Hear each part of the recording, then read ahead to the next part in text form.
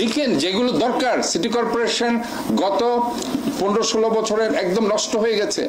এখানে কমপ্লিটলি এমন অবস্থা হয়েছে যে সমস্ত গাড়িগুলো নষ্ট হয়ে পড়ে আছে। সেখানে ইকুইপমেন্টস গুলো আমরা এখন আস্তে আস্তে ঠিক করছি। এগুলো হয়তো বলে কিনা আমি জানি না, হয়তো বলেছে দেখে 2022 সালে এই প্রকল্পটি দেওয়া হয়েছে, বাট আজকে হচ্ছে 25 সাল।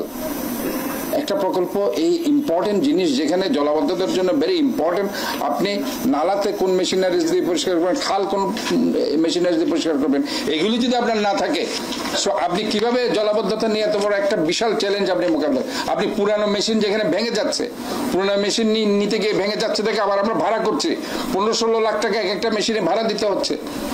সো সিটি কর্পোরেশন এই যে বাজেটের কথা বলা হয়েছে, someone expressed about this budget, হ্যাঁ, এই বাজেট আপনি দেখেন 70 লক্ষ 80 লক্ষ মানুষের জন্য ঢাকা শহরে যে বাজেটটি দেওয়া হচ্ছে, চট্টগ্রাম শহরের 70 লক্ষ মানুষের জন্য সে বাজেট দেওয়া হয় কিনা এইটা আপনারা লিখেন না কেন?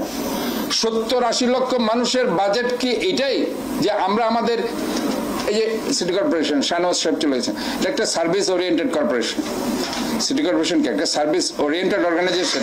সেখানে আমরা এখন জনগণ থেকে কর নিয়ে কি আমি এখন মানুষের যে সার্ভিস দেব, তাহলে আমি মানুষকে করের বোঝা চাপাবো? সেটা তো হতে পারে না।